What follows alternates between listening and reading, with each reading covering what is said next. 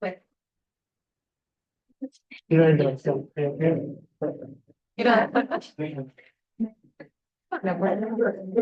entiendo. Yo no lo entiendo. Espera que te pongo a preguntar. Bueno, bienvenidas al taller de informática. Lo armamos nosotras tres, Guada Hermes, yo y Ori también, que está de vacaciones, pero participó muy activamente. Bueno, nada, de crisis informática, seguimos. Yo soy militar. Ah, sí. Bueno, no hay más. Voy a hacer un comentario porque que sepan de dónde se arma la clase. Este está armado de guía de manejos clínicos sobre que están hechos en chicos sin comorbilidades mayores de 1 año, está bien, y fueron todas armadas en Europa y Estados Unidos. Para que después no vuelvan a la 8 donde sea y le quieran sacar la aplicación a todos. O sea, planteemos lo teórico, que es lo que se puede tomar en el examen, y después extrapolemos a lo que se pone acá. Sí. Bueno, como objetivos del taller va a ser hablar un poco de la importancia de lo que es el diagnóstico y tratamiento precoz, definir criterios de internación y también esclarecer como ciertos mitos y verdades que siempre estamos ahí escuchando en la variedad de las salas sobre las alternativas terapéuticas. Bueno, así que como todos los talleres, vamos a empezar con un caso clínico y van a participar. Tenemos un paciente de 10 años, Juan, que cayó a la guardia de la externa por dificultad respiratoria de 4 horas de evolución. Así que bueno, ¿qué les gustaría saber sobre este paciente? Es para la mamá dificultad respiratoria, o sea, que es lo que dio, se usaba musculatura accesoria, sin jadeaba al respirar, o sea, que lo refiero con... No le habían pasado antes, si le dio algo en casa, si es previamente sano, si toma una medicación todos los días, si tuvo una vida internada por algo.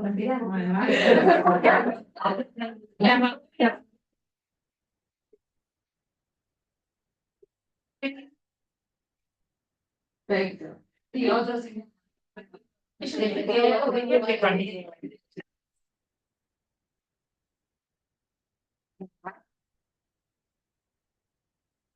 El examen físico es Bueno, triángulo aproximación, porque entonces si lo pongo de consultorio, bueno, ¿y qué gustaría saber del físico? mecánica ventilatoria, tenía que poner la respiratoria porque si está a ojos el médico, ¿no? El aspecto general también, ¿no? Lo general, Si se lo ve regular, el estado general, la corrección, porque como decía bien, o sea, puede estar usando músculos accesorios, le puede haber cambiado el color.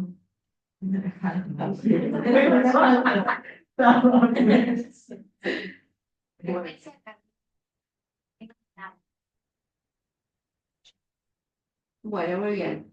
El paciente está cursando con la vía aérea superior, estaba febril, no tuvo fiebre en ningún momento y tiene la mamá que está con catarro y también hace como 7 días.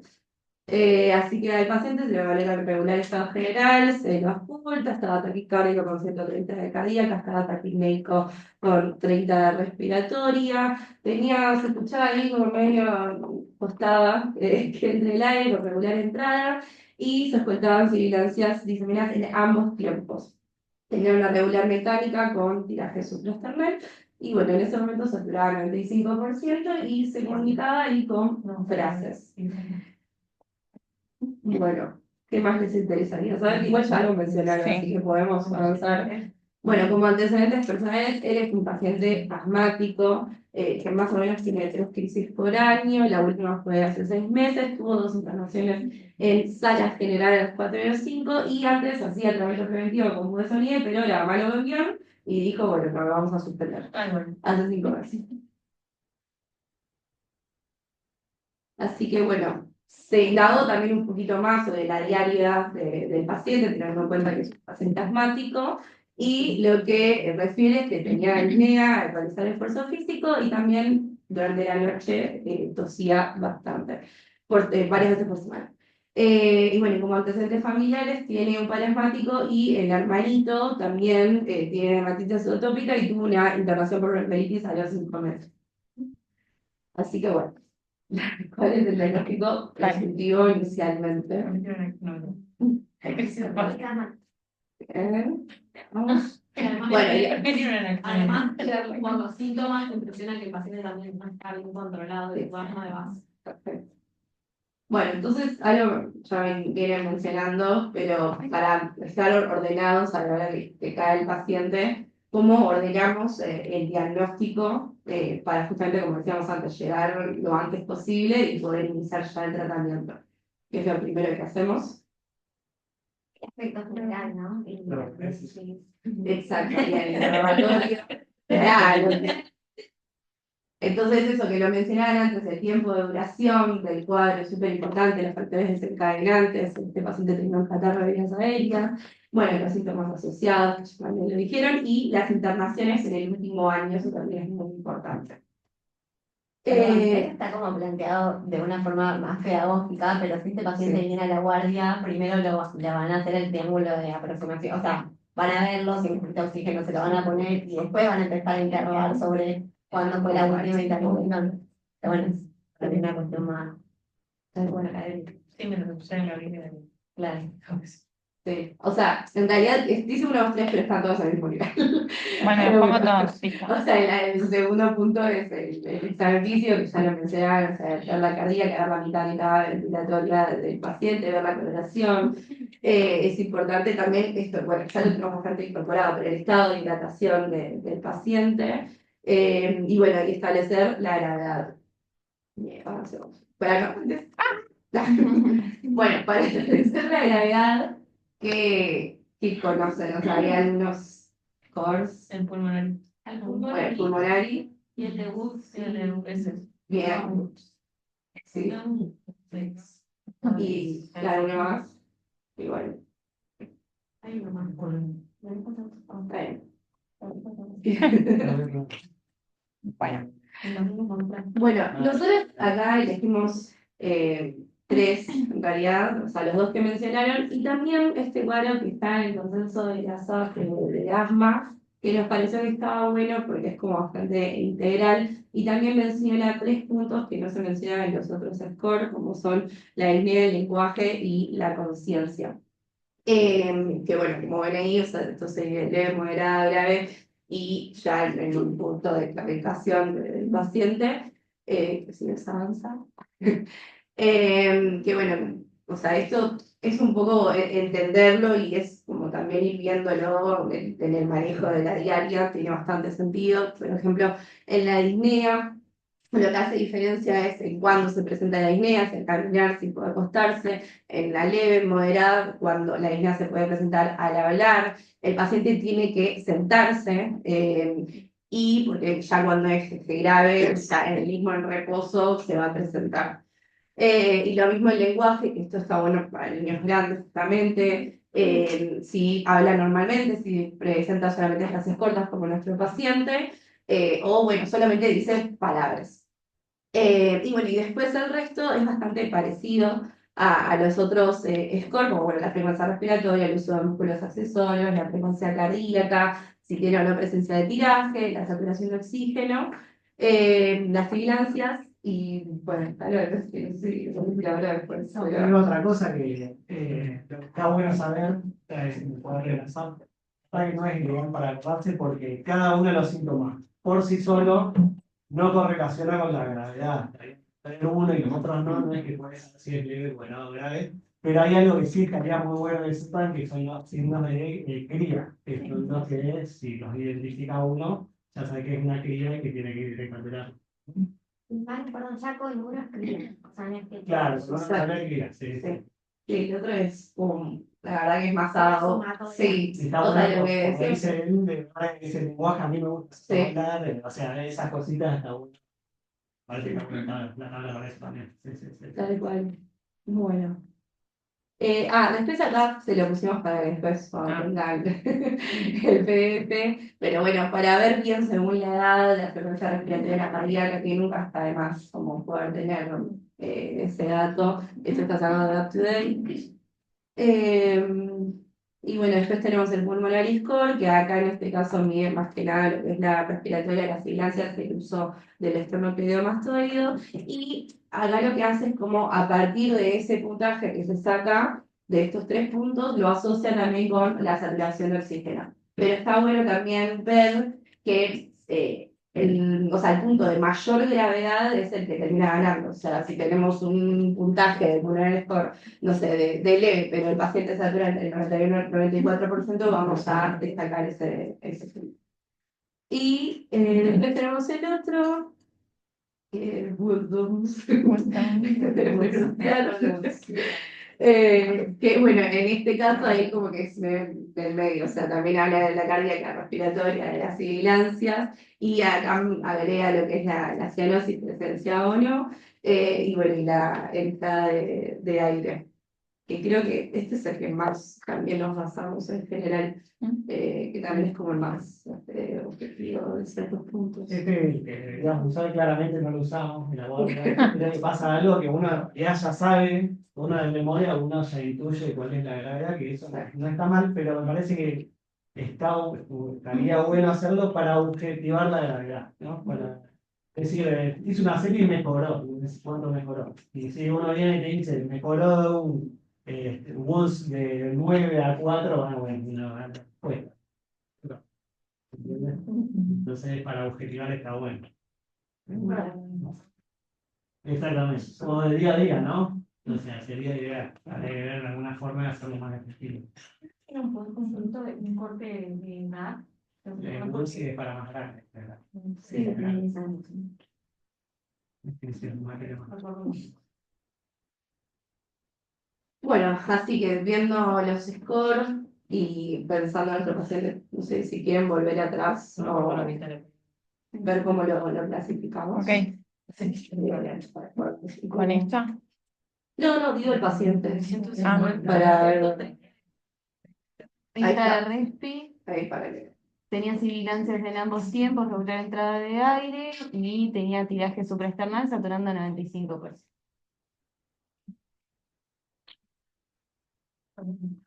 Sí, bueno, bueno. Panque.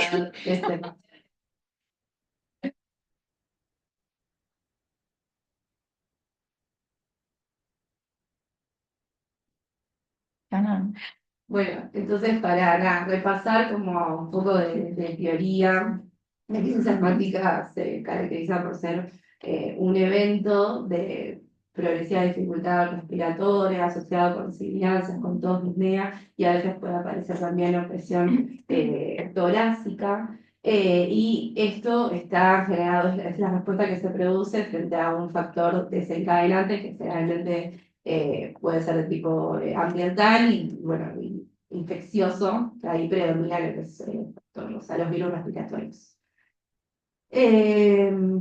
Y después un poco, bueno, de fisiopatología, en esta interacción que se produce entre la vía aérea y el factor desencadenante, la respuesta de la vía aérea es lo que es edema, la producción de edema, la hipersecreción, la contracción del músculo liso, que esto es en las primeras 6-8 horas, y después a medida que va progresando el cuadro, se produce lo que es la inflamación de la vía aérea, que esto genera justamente la obstrucción bronquial.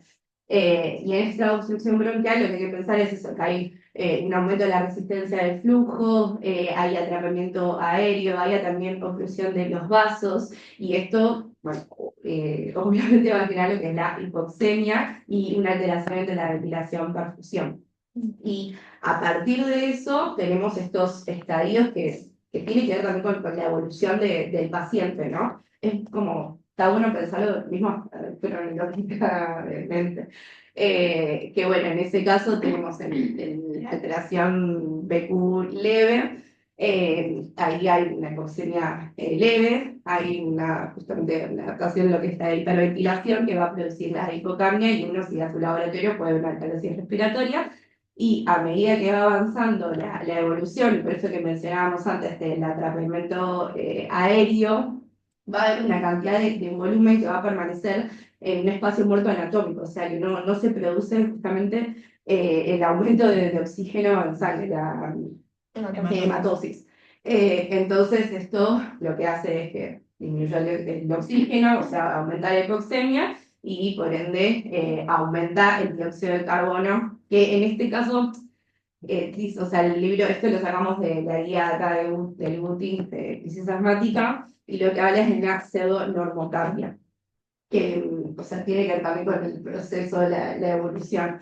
Y bueno, ahí también vemos que el paciente está en acidosis respiratoria. Y bueno, ya lo que es la fase más grave, además de tener todo esto de lo que mencionamos y la hipoxemia ser leve, perdón, grave, también tenemos que, o sea, nuestro sistema está actuando en la aerobiosis, por ende va a haber producción de ácido láctico. Entonces, no solamente tenemos la acidosis respiratoria por la hipercambia, sino que además también se agrega el aumento del láctico, por ende hay una acidosis mixta.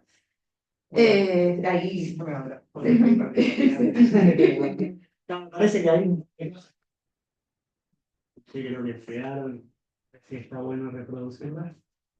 Primero la cronología de la crisis asmática. Fíjense que primero va en la contracción del músculo liso bronquial, el edema, y después pasa la inflamación. ¿Está bien? Hay una relación que entre menos broncoespasmo y contracción del músculo liso, probablemente haya menos inflamación. Por lo cual, ni bien arranca la crisis asmática, mientras antes tratemos de broncoespasmo, menos inflamación vamos a tener. ¿Está bien? En el momento de tener la inflamación, ya vamos a ver más adelante, seguramente hay varios broncodilatadores que ya no nos van a servir más, que quizás nos sirven en el momento agudo y no en el momento posterior. Pero para llegar lo antes posible, ¿a dónde tendría que arrancar? En la casa. Claro, exactamente. Todas las guías lo que te dice es que el momento para empezar el tratamiento de una crisis asmática es en el hogar. Un asmático conocido ya se tiene que ir con pautas de que se arranca con síntomas de broncoespasmo, le hace tos, agitación, dolor y compresión torácica, ya arranque directamente con salbutamol en la casa. Está bien, hasta puede hacer una serie entera. Y bueno, esto lo traje para que lo vean también, en todas las guías también habla del PEF.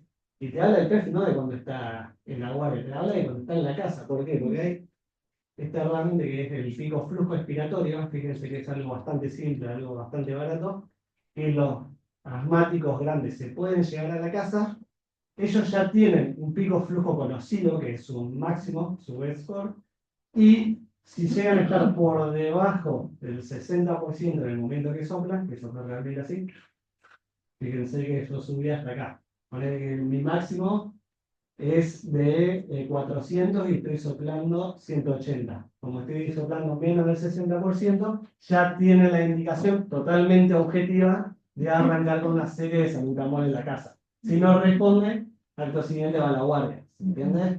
Y ahora vamos a ver en la guardia qué es lo que vamos a hacer, que también hay que hacerlo lo antes posible. Mientras antes los tratamientos, mejor le va al paciente. Eso está bueno también para quizás cambiar un poco nuestro concepto de que muchas veces pasa que la madre, el padre traen a los pacientes y dicen, no le hice nada para que lo pudieras escuchar cómo estaba. Que es verdad que cuando les hacemos los controles para espaciar el salbutamol, les decimos, no le hagas el papá antes de venir porque no se lo puedo espaciar porque no sé cómo está, pero en el diferenciar ese momento de la crisis y que una madre o padre o un paciente asmático sepa que en cuanto empieza, se lo tiene que Tal cual, tal cual. hacer. Hay algo que está muy ahora de moda y está estudiando mucho, están comparando. Lo que no quieren dar en ningún parte del mundo es que le diga al familiar, dale corticoides orales en tu casa, ¿no? Obviamente por todos los efectos adversos que pueden provocar. Pero lo que sí es darle corticoide inhalado a altas dosis.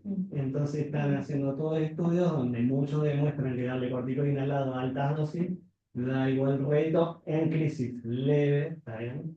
Que o moderadas, pero no más tranqui, igual rédito que el corticoide oral a altas dosis. Entonces yo, por ejemplo, lo mando y le digo, bueno, si empezás otra vez con una agitación, triplica la dosis de sonido, estás usando 400 al día, hacele 1200, y además dale salbutamol, ¿está bien? Y eso no va a producir tantos efectos adversos.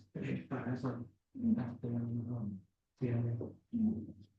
Bien, bueno, entonces ahora ya tenemos nuestro paciente categorizado que sabemos que está acusando una crisis asmática moderada. ¿Qué conducta inicial tomaría si llega ese paciente a la guardia? Porque, como pensando un poco también en la fisiopatología, que fue lo que estuvimos hablando, que estuvimos hablando, ¿qué tratamientos se proponen o qué harían ustedes en la guardia y en base a qué? ¿Qué es lo que quisieran hacer? Como, ¿Estás saturando bien? 95%. Pero sigue con eso. Ok. sí, por ahora sí, es este paciente no cambiaron sus vitales. Recién llegó, ustedes lo ven, ya lo clasificaron, saben que es una crisis moderada. O sea, uno de los tratamientos propuestos es el oxígeno, perfecto, porque como venía hablando Benu, o sea, lleva la hipoxemia a la crisis asmática, entonces como objetivo del tratamiento grande vamos a querer corregir la hipoxemia y por otro lado revertir la obstrucción bronquial. Entonces, por un lado, valorar la saturación de oxígeno y ver entonces si requiere o no oxígeno suplementario. Y después, por otro lado, para revertir la obstrucción bronquial, Y la carga. perfecto, o sea, broncodilatadores, en principio, ¿cuál es el que más usamos? El salbutamol, perfecto. Entonces, esto es un poco lo que decía Amy, o sea, que estaba preguntando por la saturación de oxígeno. Las guías indican que solo el oxígeno suplementario debería indicarse en caso de que el paciente esté saturando por debajo del 92%. Y después, como iniciando, continuamos con broncodilatadores, que normalmente hacemos series con broncodilatadores, y el de elección es el salbutamol que siempre usamos, que son agonistas beta-2 adrenérgicos de acción corta. Entonces, justamente estos fármacos lo que hacen es actuar sobre los receptores que están en el músculo liso bronquial, provocando la relajación del músculo y así la broncodilatación. Es un fármaco que es rápido, que es eficaz, que actúa a los 20 minutos ya tenemos una respuesta y que tiene una duración de acción de entre 3 y 6 horas. Tiene efectos adversos que nosotros conocemos, el temblor, la taquicardia, por ejemplo, las palpitaciones, y lo que las últimas guías dicen es que este puede administrarse de manera inhalada o también por nebulizaciones, que nosotros no estamos tan habituados a hacerlos por nebu, después vamos a charlar un poquito de nebu versus inhalaciones, cómo sería. Pero las últimas guías chinas lo que dicen es arrancar con dosis más elevadas de salbutamol que las previas. Antes se hablaba de iniciar con dosis de 2 pumps de salbutamol, ya ahora se indican entre 4 a 10 dosis y la idea es probar como tolerancia. Si arrancamos con 4 pumps, si vemos que no responde, podemos ir aumentando hasta ver la aparición de estos efectos adversos. Y como dice ahí, esta sería la dosis inicial. Nebulizado es a 1 gota al kilo, que el máximo serían 20 gotas cada 20 minutos.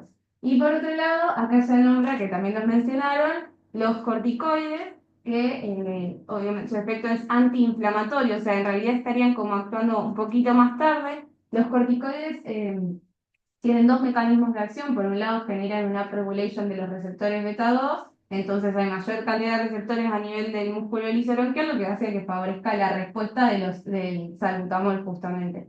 Y por otro lado, tiene un efecto como un poco más tardío, que lo que hace es inhibir la producción de citoquinas proinflamatorias, entonces actúa en la otra parte, o sea, también a nivel del músculo liso, pero disminuyendo el edema y así la obstrucción a nivel bronquial. Y como decía Manu, como que es importante también que lleguen rápido a la guardia, que inicien el tratamiento en sus casas, pero que lleguen rápido a la guardia porque se dio que el corticoide disminuye el número de internaciones, pero tiene que administrarse dentro de la hora de que llegó a la guardia y se inició el tratamiento. Bien, bueno, no pasé encima. Supongamos que realizamos la primera serie con salbutamol, le hicimos la carga con ideal, además esto no lo mencioné, corticoides sistémicos por vía oral es lo que normalmente elegimos, que tienen la misma eficacia en realidad que los endovenosos, pero bueno, vía oral, a menos que tenga intolerancia, es la vía de elección, que el que más utilizamos, que más trabajos se hicieron, es la meprednisona, que la dosis es a 1 o 2 miligramos kilo, con un máximo de 40 miligramos día. Le hicimos entonces la primera serie con salbutamol, le dimos nuestra dosis de carga, pero el paciente todavía le cuesta, no está respondiendo bien. ¿Qué otro fármaco podemos utilizar? Este está con catarro. Perfecto. Bien, entonces, si hay poca respuesta, podemos repetir la serie agregando otro broncodilatador, que es el bromuro diplatropio, que, como decía, es otro broncodilatador, pero es anticolinérgico, o sea, actúa sobre los receptores muscarínicos que están a nivel del músculo liso bronquial, pero también están estos receptores a nivel de las glándulas mucosas, entonces disminuyen un poco la secreción también. Bien, el diplomuro diplatropio, después, bueno, también lo vamos a mencionar un poquito más, pero la realidad es que la indicación es en lo agudo dentro de las 24-48 horas, porque después, posteriormente, ya no son de mucha utilidad, lo vamos a mencionar después, pero lo que hacen es disminuir como la cantidad de internaciones posteriores en realidad. Ya una vez que está el paciente hospitalizado, en realidad no tiene mucha acción y no sería de tanta utilidad. Y los efectos adversos, también se puede administrar, perdón, inhalado o nebulizado, y los efectos adversos son pocos. Puede generar sequedad de la boca, un sabor metálico. Si se administra nebulizado puede dar cierta amilasis, pero no mucho más. Entonces, supongamos que a nuestro paciente le hicimos las dos series, una con salbutamol, segunda serie con hipertrofia. Si hay buena respuesta, en este caso, continuaríamos con el salbutamol cada 4 o 6 horas y la metronidazol durante 3 a 5 días, que se vio que es una buena dosis de corticoterapia. Obviamente, si se fuese a la casa, tendríamos que dar pautas de alarma y lo citaríamos al control. Las dosis de hipertrofia. Las vamos Sí, a ver ahora, ahora. Se puede spoilear todo. No me están sacando la mitad. Cállate. Bueno, entonces, parte como del tratamiento adecuado y como re importante es cómo indicaríamos nosotros los corticoides, la hidroterapia, cómo es la técnica, qué es lo que preguntan, qué harían. Primero si tiene metrocámara. Sí. Adecuada y limpia. Pues bien, posición, que le sentado, el tiempo. Que sea lento, bueno, frecuente. Bien. Y hay, o sea, primero tipo, llega y tiene la aerocámara así, y ¿qué pregunto de la aerocámara, por ejemplo? Cuando la limpió. ¿Cuándo la limpió? Si está blanca, toda sucia, ¿me sirve? Si está rota o no está rota, como valorar esas Cuando cosas. la tienes. Y por otro lado, o sea, lo que tengo que ver también es el aerosol. ¿Cuándo lo arrancó? Perfecto. Perfecto. ¿Cuánto lo usó? ¿Cuándo lo arrancó? Si todavía tiene alguna dosis disponible. Entonces, ¿cómo le explicarían la técnica? Primero está bueno preguntarles cómo lo hacen en casa, Perfecto. o sea, por ahí no en el agudo, en el momento de la guardia, cuando tiene que resolver rápido, pero sí como preguntar cómo lo hacen ellos, como para ver si hubo algún tipo de explicación alguna vez y si lo están haciendo bien o no, y corregir lo que estén haciendo mal, antes de explicarlo por ahí. Bien. Y si no sabe y dije, no sé cómo es, ¿qué le digo? Que la agite siempre, y que apenas la agita, que haga el disparo, que cuente hasta 10, y que si tiene que hacer más, pues decimos que haga 4 puffs, siempre antes de cada disparo tiene que agitar, porque la medicación se activa por pocos segundos y ahí hay que disparar, si no después ya se desliza, no sé cómo es, pero Perfecto. funciona. Y que le corte bien, digamos, la mascarilla con perfecto, que no se fugue la medicación. Si trae un shot de tumor en la cabeza y no, Excelente. La oxígeno se les hace. O sea, más que nada tampoco. Positivo y igualmente, bueno, lástima no tenemos el nervo que puedes darle los pajos. Pero que abra la boca el paciente, que no respire por la boca. O sea, si respira por la nariz es un filtro más. O sea, si Entonces, que llora, abra grande la boca y que claro, respire por total. la boca. Claro, Si es grande, Sí, idealmente que esté sentado. que esté sentado. La gente le levanta y le da. Sí, a la Es noche. una-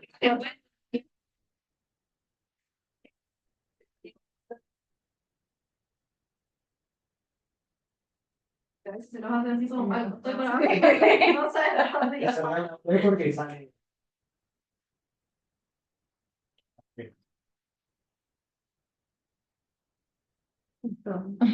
Bueno, entonces seguimos con nuestro paciente y evaluamos la respuesta al tratamiento inicial. Y ahora el paciente tiene una cardíaca de 140, una respiratoria de 32, tiene un tiraje generalizado, presenta sibilancias auscultatorias en ambos tiempos y está saturando el 90% de aire ambiente. O sea, antes tenía, para las dudas, una cardíaca de 130, una respiración de 30, o sea, fueron empeorando todos los vitales, tenía un tiraje supraclavicular nada más y estaba saturando el 95%. Entonces, ¿cómo seguimos? Le voy buscando la La- camisa. la- Las dos series. Claro. Perfecto. Pero y ahora, ¿Qué ¿qué? edad tenía? 10 años. 10. 10. Y le hicimos con hipertrofio, Y saludamos. con salvo y le dimos la carga. Y le dimos la carga de Concortis. Sí. Y le poníamos oxígeno y nevia. Y sí, O sea, claramente este paciente está empeorado, si quieres pasar una más, y tiene ya, como decían, hipoxemia con requerimiento de oxígeno y mala respuesta al tratamiento inicial. Entonces, Me voy llamando a la sala. La idea es hacer este paciente.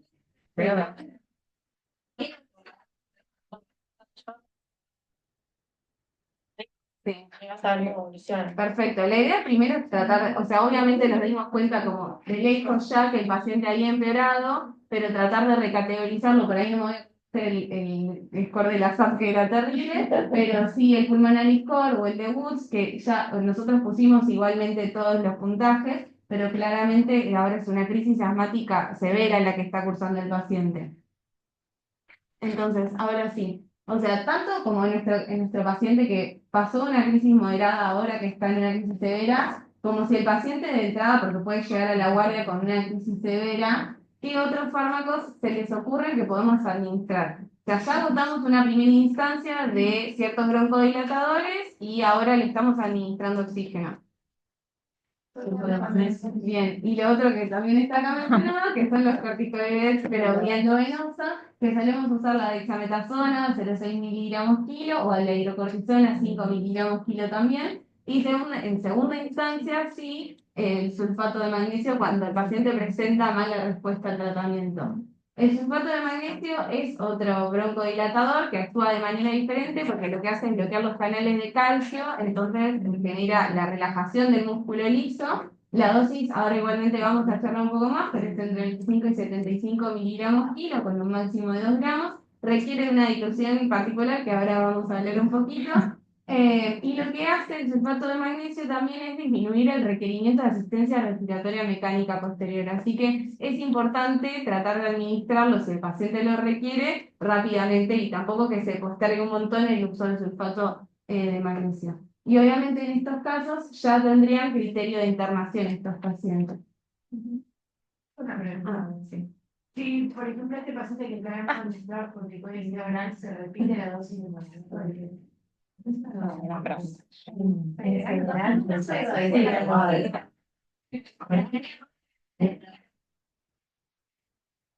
¿Hay evidencia que haya demostrado superioridad? No, entonces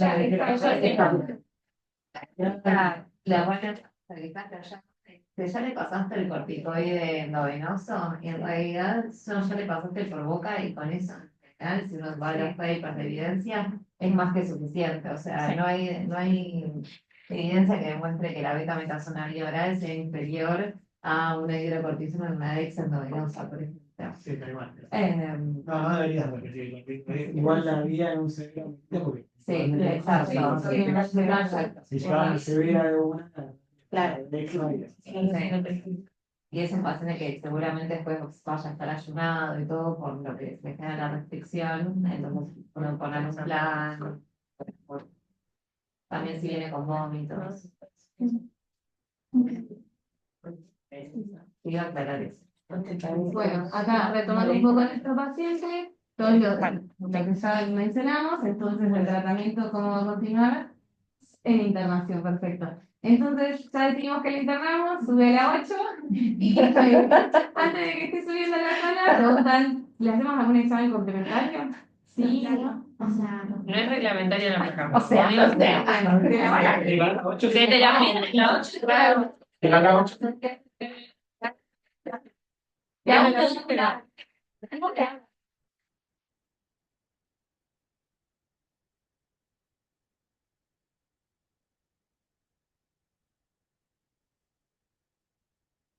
Ya, los sulfatados están en la web.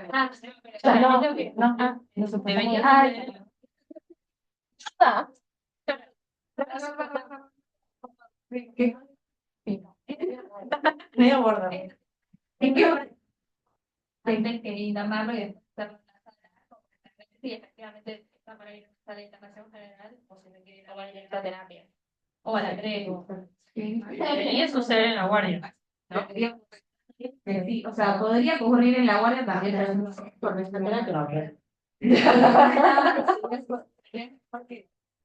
la guardia. Claro, todas las guías, Hola, guardia. obviamente acá tenemos dos formas de salud, pero se hace magnesio en sala de urgencias y ahí definís a ver si se Sí. interna en sala o en Sí. esa es la teoría. Después, obviamente, te pueden pasar Sí, que- tratamos, o sea, haciendo la externa, obviamente depende de cada uno, pero el otro día también me pasó, che, lo mandamos directo, está pasando, no se le puede poner la vía, la mamá se queja, que esto le pasamos, le ponemos la vía en la sala y después vos corresponde, no, es un paciente que la medicación de sulfato de magnesio es de guardia y uno tiene que ver si responde o no y ver si va a ir a la terapia o va a ir a sala. O Nosotros sea, tenemos una imagen Aparte de- el traslado te lo muchas veces redescompensa, o sea, pasarlo a sala, después de sí, no es lo que corresponde.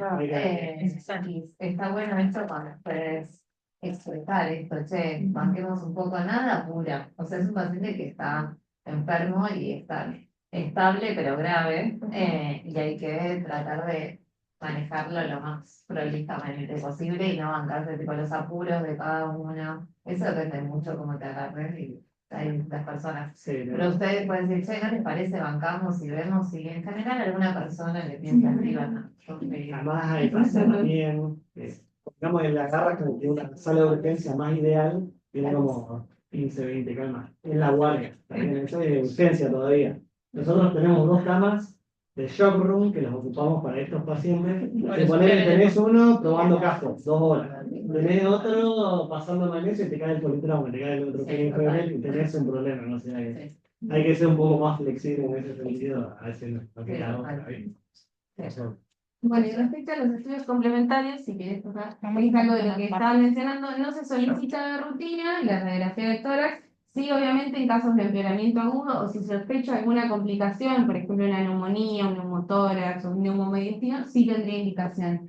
Y lo otro que a veces nos planteamos es laboratorio sí o no, que también la realidad es que no es de rutina, sí se utiliza en caso de nebulización continua con agonistas beta 2 y en casos de insuficiencia respiratoria inminente, que cómo nos damos cuenta que el paciente está ante una insuficiencia respiratoria inminente con la clínica. Si el paciente presenta cianosis, letargo, cefalea, que ya también son signos que nos hacen pensar en una hipercapnia aguda, incapacidad de mantener el esfuerzo respiratorio, si desciende rápido la frecuencia respiratoria o va empeorando la hipoxemia. O sea, normalmente hay criterios de laboratorio, además que podrían hablarnos de una insuficiencia respiratoria, pero esos parámetros se harían con gas arterial y la realidad es que nosotros normalmente sacamos un gas venoso y no vamos a interrumpirle la oxigenoterapia al paciente para sacarle un gas arterial. Pero con la clínica podemos darnos cuenta. Da igual. Tengo 2 comentarios. Porque hay una que es la de la placa, que es la explosión de siempre. Para mí hay algo que no es de rutina, que es bastante claro. Tenés un chico con crisis asmático, manejo ambulatorio, va a la guardia, sale de la crisis, se va a la casa. Claramente ese no amerita placa, sería raro salvo que ocultes algo, ¿no? Entonces, todas las guías te hablan de que si tiene asimetría la puntuación, si apuntás algo, mismo valorar si tiene fiebre, valorar también si no responde a la primera línea de tratamiento, que es la que estamos tratando de hacer, también se puede evaluar. Convengamos que la mayoría de los chicos grandes con crisis asmática, uno los oculta y no escucha nada, o sea, está totalmente cerrado. Y si también uno piensa cuál es el lóbulo que nace atelectasia, es el lóbulo medio. El lóbulo medio es el que peor se apunta, ¿no? Entonces, a ver, obviamente, creo que la teoría de lo que se tiene que dar es que no es de rutina. Si te preguntan un choice, claramente, bueno, trata uno de evitarlo. Pero ahora, que la mayoría de los que estén de guardia te pidan una placa, tampoco es una cosa delirante. Sabiendo que después, si estás en la sala para volver de la 8 hasta hacer rayo, también es un trajín, ¿no? Ya la hora sí, ya estaría afuera, ¿no? Pero en invierno. En verano. Y después el gas, eso, hay algo que es verdad, porque venoso, el oxígeno no nos sirve. PCO2 no es tan valorable, pero bueno, hay algo que sí está bueno tenerlo en cuenta, que con todos estos síntomas probablemente pase directamente, ¿no? A la terapia. Pero uno quiere evitar a toda costa el tubo, ¿no? Y a veces te pueden pedir un gas, y hay síntomas acá que son justamente hipercapnia. Primero, más que nada el letargo y la somnolencia, ¿no? Si está medio somnoliento, que tenés que pensar que estamos ya en la fase más avanzada de la crisis asmática.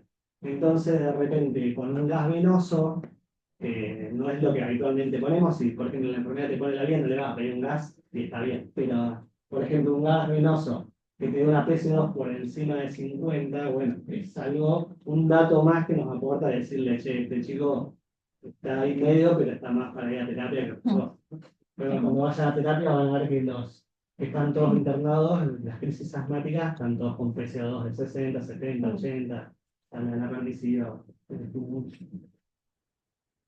Bueno, y por último, ¿qué interconsulta realizarían en este caso? O sea, por un lado lo que nosotros planteamos es la quimio respiratoria, no sé qué piensan, pero la realidad es que la indicación no es de rutina, solamente lo consideramos en casos de exacerbaciones que se asocian a telectasia. Y lo otro que planteamos es interconsulta con neumo, que la realidad es que tampoco es algo que se realiza de rutina, sí se justifica en ciertos casos, por ejemplo, pacientes que tengan múltiples antecedentes de internaciones en la terapia, que tengan antecedentes de muchas internaciones, que generen dudas diagnósticas, pacientes con asma y otra patología crónica asociada, como por ejemplo una fibrosis quística, en ese caso sí ameritaría interconsultar con neumo. Pero acá comento dos cosas. Primero, lo de la guardia de neumología es totalmente atípico. Está acá y en ningún otro lado del país. ¿Vieron? Como que estamos, y generó históricamente, probablemente en algún momento se saque. Claramente para el episodio agudo, la verdad que una interconsulta con neumología no nos va a aportar mucho más de lo que uno ya hace como pediatra. Obviamente si yo te guardia y vas a meter porque si no estás altera, ¿no? Por lo menos te sirve para ir y por lo menos. Lo que sí está bueno tener en cuenta es que crisis asmática internada en los días te habla de que no tiene internación y ya pasa, vieron el tratamiento de la Gina en los steps. O sea, si ya es un paciente que es asmático, ¿no? No estamos hablando del SBO de, no sé, 2 años, pero tiene 10 años y si requiere una internación, pasa directamente a un step 4 de tratamiento. O sea que es un paciente que para la guía ya amerita un tratamiento combinado, ¿no? Por ejemplo, un fluoridación nasal de gelol o un sonido de formoterol que me encanta la Gina porque algo AstraZeneca. Capaz que no le ponemos a todos, ¿no? Pero Se están grabando.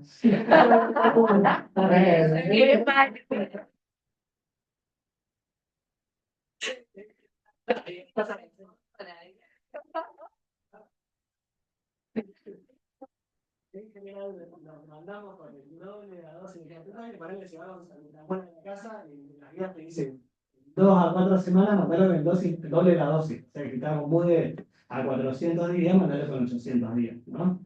Y segundo, que tema consultorio de neumonología. Yo que llevo mi estadística, o sea, mi paciente, el 70% no tuvieron nunca antecedentes de internación. Piensen que si tienen un paciente que se internó, que es grande y es un asmático, claramente amerita mucho más que lo hacía en neumonología de Gutiérrez que muchos que estaban al 147. O sea que la verdad es que en general todo asmático que se interna son todos candidatos para que se siga con neumonología, se haga la espirometría como corresponde y todo está bien, porque después obviamente uno tiene un par de herramientas. No digo que los estén más bajos no se sean como pediatría, no, o sea, trataría que eso no llegue. Pero los que se internan, eso sí, esos ameritan siempre, ¿está bien? Ahí medio centrados. Claro, bueno, ahora vamos a hablar con otros. Bueno, y ahora vamos a ir rápido con el tratamiento, bastante ya lo hablamos antes, y vamos a hablar ciertos mitos y verdades y otro tipo de cosas. Tratamiento, 3 pilares fundamentales: la oxigenoterapia, los beta-2 inhalados y los corticoides inhalados y sistémicos de igual eficacia, está comprobado. El oxígeno, nosotros hablamos de esta alteración, como bien hablamos con Hermes, de esta alteración BQ, que puede ser tanto propio de la fisiopatología del paciente como de la administración de beta-2, que justamente dilatan en ciertos lugares mejor perfundidos, y generando una alteración beta. Así que esas dos cosas se pueden esperar. Como efecto adverso de los beta-2 suele aparecer entre las 30 a 40 minutos de administrado del tratamiento, así que si perdura por mayor tiempo podemos adjudicárselo, digamos, a la fisiopatología. Repasar rápidamente lo que ya sabemos: los flujos de oxígeno en cánula nasal, máscara simple y máscara de reservorio. Y un tema bastante que tratamos que trajimos para charlar es el tema de la CAFO, de la cánula de alto flujo, que si bien tenemos, si queréis la próxima, si bien tenemos que aporta una, o sea, es ideal la CAFO para estos casos, para casi todos los casos, solo casi todos los casos, solo que, bueno, hay menos disponibilidad, es muy caro, pero la verdad es que aporta una mezcla de oxígeno con aire humidificado, que es lo ideal y lo que toda la bibliografía dice como aportar oxígeno humidificado. Y una interfase, es una canulita hermosa que usan, que incluso se despega para poder hacerle los puffs. Y obviamente aportar tasas de flujo superiores, que incluso hay guías que dicen que aporta cierta presión positiva, que es más que nada por aportar de flujo. Si bien en la bibliografía no está demostrado que o sea, que adjudicarle la CAFO en un principio es más beneficioso que no hacerlo. Esto es lo que dice la bibliografía. Nosotros nos encantaría ponerle la CAFO a cualquiera que en crisis asmáticas moderadas a severas, ¿no? No es obviamente la...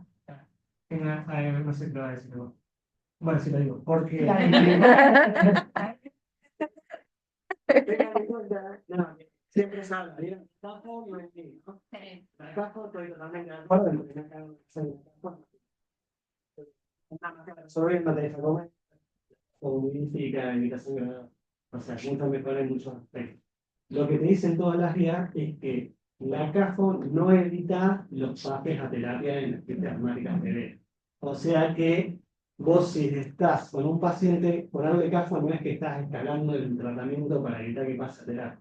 Y si vos se la pones, que empeore, que no retrase su pase a terapia. Pues también pasarla lo antes posible. Si el paciente está mal, es importante para que te vaya mejor. Entonces, sí usémosla, pero sepamos que no es que va a evitar que vaya a terapia. ¿Está bien? Tiene que haber más con sintomatología y comodidad. En cambio, la BNI sí tiene mejor. Igual está más discutido, obviamente hay un montón de guías que dice que sí, otras que no, pero la BNI sí mejora al paciente y evite que pase a terapia, pero lo que te dicen las guías es que no tenés que sedar a los pacientes para poner BNI. Si lo quieren hacer en terapia está bien, pero en sala evitemos sedarlos para que se acostumbren a la BNI. Si la tolera y si no, ir a terapia. Bueno, la partida que da BNI, porque ¿Cómo? viste que también depende de qué guía agarres, es la edad que te permite la BNI. Sí, Como que, las más grandes. claro. Sí, claro. No, a ver, claramente si hablamos de chicos, pasa que acá se empasta un poco, porque estamos hablando de menores de 5 años preescolares y dame la CAFO siempre, ¿viste? Claro, Porque, sí, bueno, pero... esto más que nada para los chicos más grandes, para los adultos. Claro, y para Para los chicos mayores más de grandes 6 la años. CAFO también. Claro, por eso, Temática de sí, 10 Para de años. 6 a 10 años. siempre y cuando no te retrase tu pasaje a terapia. Es como que no es que viene mal, no es que ponerle a la CAFO para salvarlo, ponerle la CAFO porque quizá le mejora la sintomatología, porque le sirve para comer, o sea, tiene su ventaja. Pero la mecánica. Sí, igual es verdad que es como un paso previo a la tesis. O sea, lo que hacemos es le ponemos la CAFO, y si con la CAFO no mejora, decidimos pasarlo a terapia. Claro. Y si con la, claro, y creo que no usamos tampoco la CAFO más grande porque en general no está la cánula. La cánula, Sí. No sé. Igual lo conectás. Pero hay pocas. Sí, y hay pocas. No, y hay pocas, y en general cuando en pleno invierno no hay. En cambio, los preescolares sí, pero es como más tipo el capítulo del sibilante preescolar o la bronquiolitis, ¿no? Sí, obviamente uno con 24 meses. Bueno, con respecto a las indicaciones de CAFO, como dijo Manu, no hay duda de 1 a 2 años, de 1 mes a 2 años. Lo que está escrito en la bibliografía son indicaciones de CAFO en pacientes con bronquiolitis, no así en crisis asmática. Así que la verdad es que el criterio de CAFO en crisis asmática es clínico, es lo que hacemos nosotros igual en el día a día. Si quieres pasa que está. Pero bueno, para recordar, es el fracaso a la terapia previa con persistencia de taquicardia, taquipnea, en la mecánica, o un puntaje de ingreso de tal del 8, o obviamente dificultad en las primeras 3 horas. Después, esto vamos rápido porque por ahí hay diferencias. Nosotros conocemos mucho más lo que es la aerocámara que un espaciador, pero queríamos hablar un poco de la terapia. Básicamente las diferencias es el espaciador requiere coordinar el PAF con la inhalación. Los espaciadores muchas veces nosotros los conseguimos en las cajas que vienen de salbutamol, que viene el coso de plástico que decimos, ¿qué es esto? Bueno, este tiene claro, exacto. ¿Qué requiere? Para mayores de 6 años, porque justamente requiere que el paciente pueda inhalar en el momento en el que da el disparo. Y tienen mejor entrega, son más económicas y dependen del flujo de aire que esté manejando el paciente. Las aerocámaras son las que nosotros manejamos, que pueden ser univálvula o biválvula, que las que conocemos, o sea, las aerochamber son las mejores porque tienen justamente estas dos válvulas y también diferentes tamaños. Y favorece obviamente la entrega, son más caras y pueden usarse para niños pequeños. Sí, si quieres poner las fotos. Una pregunta, el polvo para inhalar, Sí. a partir de alguna edad se puede. Sí, lo que pasa es que no es para cristianos. No, no, Eso está es bien, aclarable, ¿no? Pero sí, a partir de los 12 años. Pues. ¿Sabes cuando pueden hacer las dos Claro, cosas sería como juntas? esta. Otra indicación de la aerocámara, convengamos que el paciente está taquipnéico, probablemente no haga bien la técnica, por lo cual el espaciador no conviene, porque Claro. taquipnea y el polvo inhalado tampoco, ¿no? Es esa, también. Me gusta. Vamos. Y cabe destacar que todos estos estudios entre cuál es mejor, cuál es peor, son todos en base a las aerochambers, que son las más costosas, que no son nuestra amiga la roja. Bueno, un poco de mitos y verdades muy puntuales. El salbutamol inhalado versus nebulizado es igual de eficaz en cualquier tipo de crisis asmática. Lo que sí es mucho mejor en crisis severas o que cursen con hipoxemia porque lo podés ir administrando al mismo tiempo. Nada más. Eso lo pueden decidir con el paciente. O sea, en un paciente que no se banca a tener puesta la máscara para nebulizarse, quizás les conviene hacerle directo los PAP, que llore 6 minutos y listo, Y borrar la y dejarlo. Y en los que se la bancan, quizás. Otra ventaja de la inmunización es que le puedes poner oxígeno. Entonces, si está muy hipoxémico, se mantiene el oxígeno. Otra es que necesita mucho menos coordinación, pero sí tiene que estar tranquilo y respirando. Y la desventaja, obviamente, de la nebu es que usas mucho más medicación y llega, o sea, proporcionalmente igual, pero a la vez seguramente tengas más efectos adversos, por ejemplo, taquicardia, hipocalemia o colecolemia.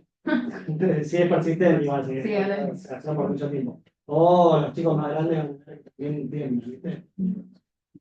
Con respecto a lo que hablábamos antes, era si consultar más que nada con vos, Manu, también, el hecho de si se utilizaba mucho el nebulizado continuo, que está mucho descrito. No, no se usa, no se usa.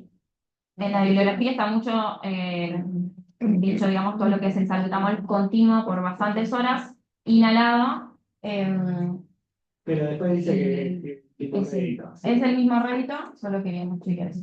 Con respecto al bromuro, está descrito, como hablamos antes, en crisis asmáticas severas que no respondan a tratamiento de primera línea. Generalmente, o sea, en la bibliografía no está comprobado que dentro de las, o sea, posterior a las 24 horas sirva, aunque igual nosotros en nuestras unidades lo utilizamos de igual manera. Y como monoterapia es únicamente en pacientes que estén con contraindicación de beta 2, que estos son generalmente arritmias, taquicardias o cualquier paciente, no cualquiera, pero ¿Por qué está indicado como en la primera serie? primera- Salmuira. No sé, por un tema. Para mí no está estudiando. Pero un tema. Igual se hace a veces, en la externa se A mí hace. parece mal. A este panel tema de la máscara de Había un tema de Ay, ¿qué hice? Pero te pone el derecho, perfecto. Ay, no. O sea, la misma que te pide el derecho, pero Bueno, No, seguí falta con estas. No sale nada. Fue minimizar. No, en general no lo mandaba a la casa. No apareció en el planeta. Porque. Vieron que eso era la fisiopatogenia, un poco más lejos, libro, ¿no? Pero. Sí, eso no que Sí, yo compartí pantalla al principio, salvo que no yo perfil. Se lo mandaban a la casa y a casa de los propios padres, tomando mitad de las pelas. Tema en la sala lo mismo, o sea, lo ideal para una crisis asmática del libro es 48 horas. Ahora, si tenés un síndrome de Down, un secretario neurológico, ahora es distinto el paciente o con mucha comorbilidad y bueno, también tenés que ir viendo. No es la guía esta que tenés que usar, tenés que usar otra cosa. ¿Y los combinados que tienen salbutamol y platropio? Sí, son de casará, o sea, son. Te van a pagar.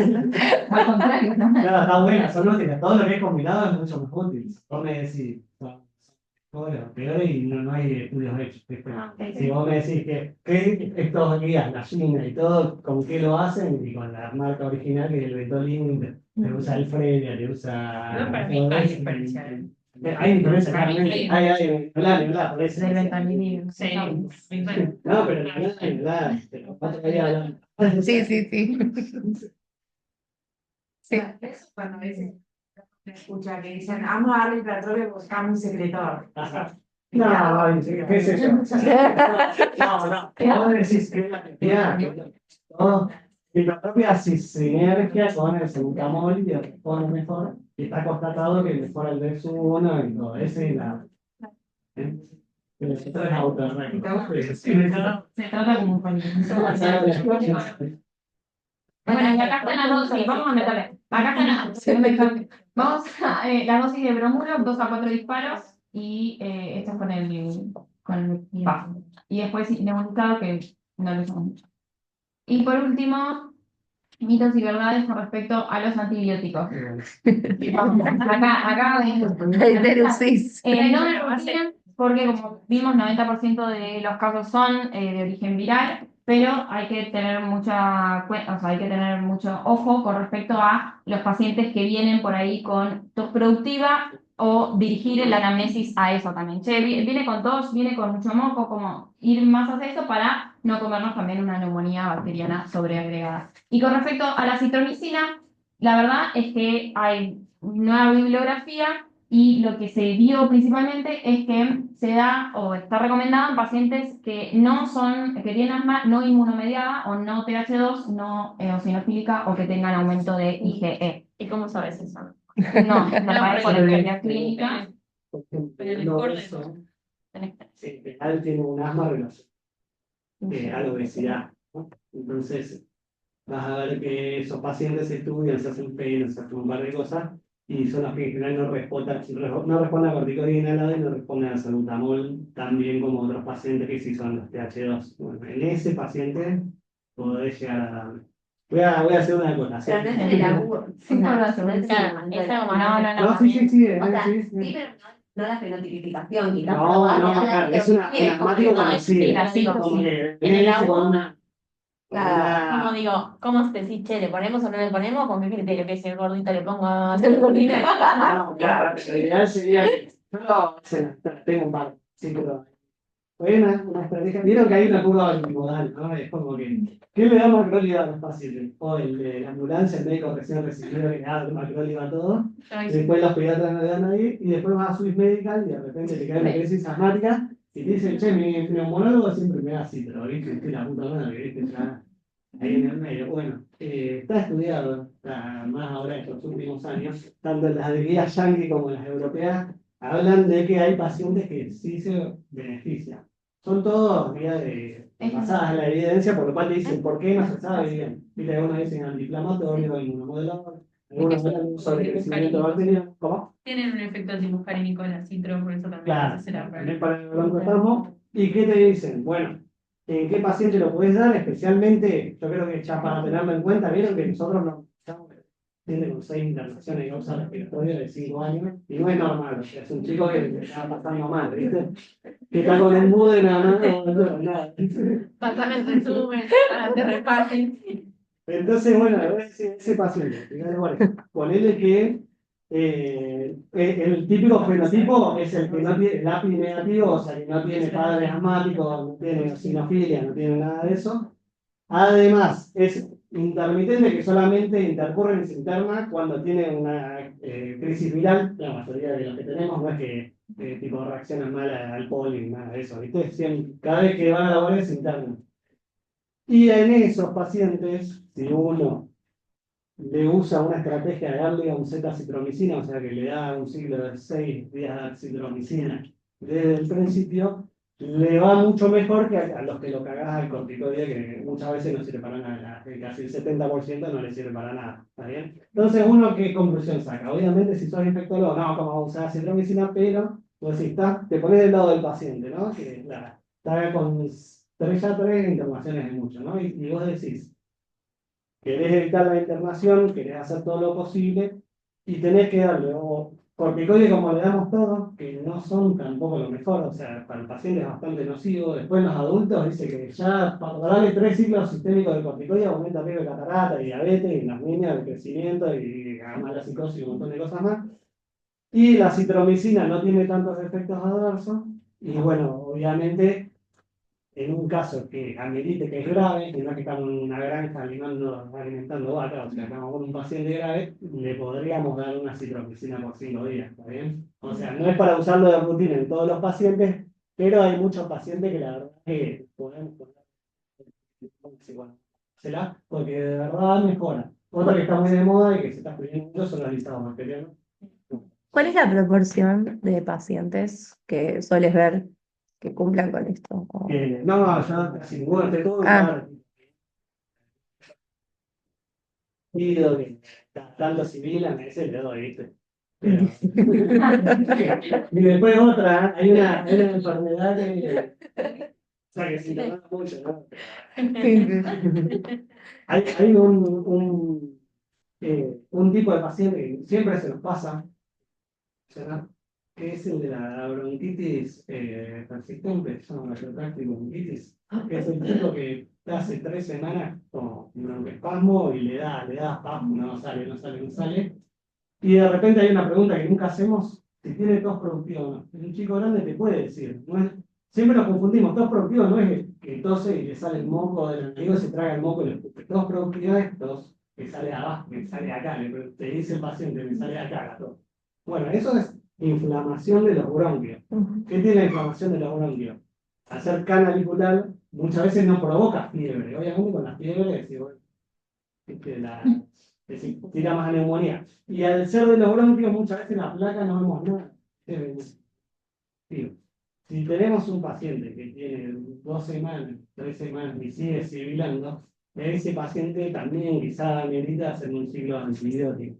Lo que está más demostrado es que después de las 4 semanas, el que mejor funcionó fue amoxiclavulánico por 14 días. Ahí en la sala, antes, tratan de no llegar a eso, le tratan de dar, por ejemplo, un macrolído por 5 o 7 días, más la amoxicilina, después se cambiaba a citromicina. Pero no es delirante tampoco, porque vos estás tratando un síntoma, una tos productiva en un paciente que hace 2 semanas que se hila. Bueno, Eso pero también lo van a dar mucho.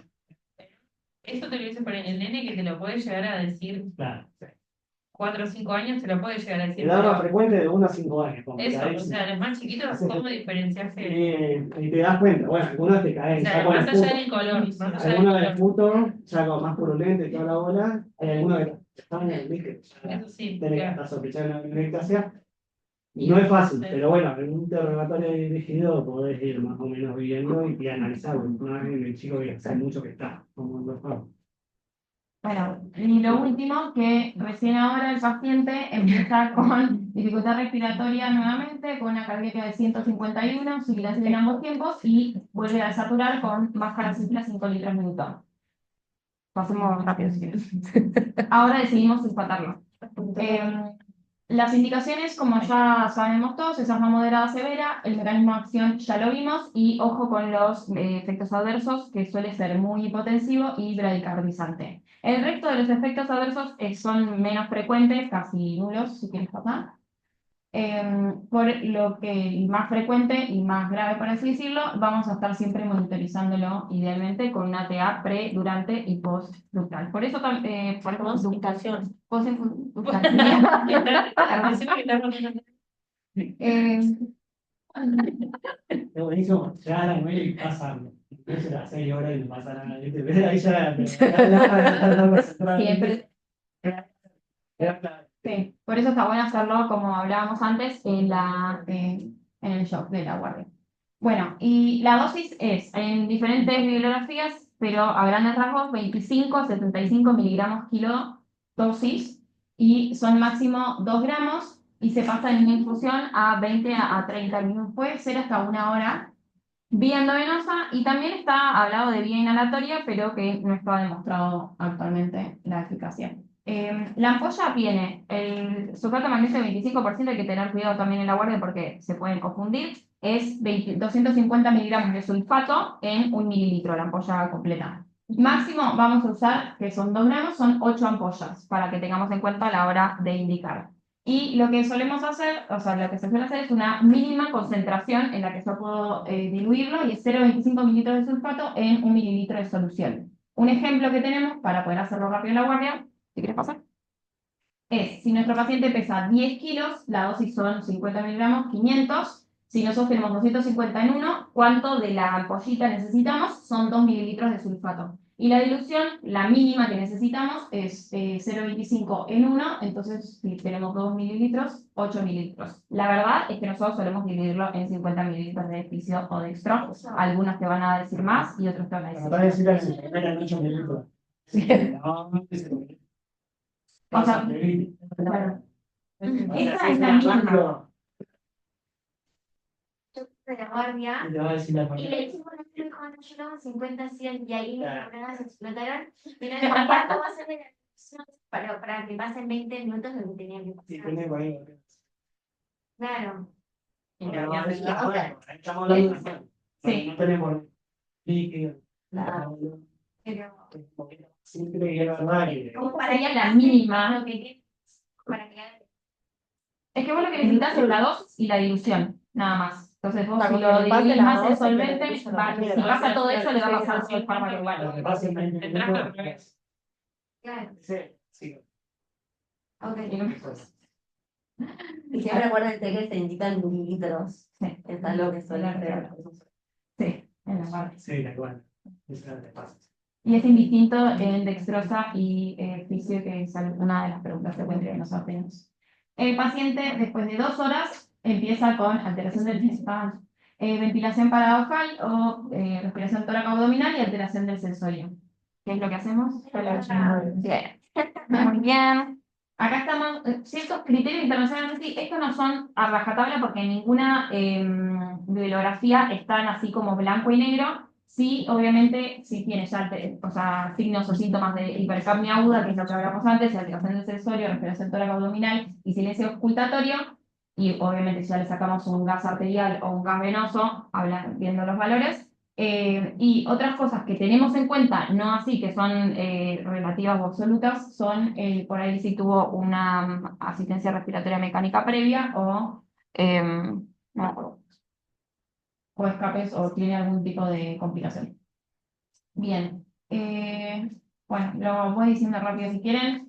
Obviamente la radiografía de tórax en este paciente que no responde o que empeora amerita para ver si tiene alguna complicación y el laboratorio lo que vamos a ver va a ser la curva, digamos, que habíamos visto antes, que empieza alcalosis respiratoria, perdón, acidosis respiratoria, así, sí, acidosis respiratoria, alcalosis respiratoria y está puesto al revés. E hipercapnia. Está bien. Acá a veces respiratorias y veces respiratorias después son mixtas. Sí, sí. Bien. Y nuestro paciente termina una RM. Pero chao. Bien, pues, Che, ahí lo tenías tenías. dextrosa.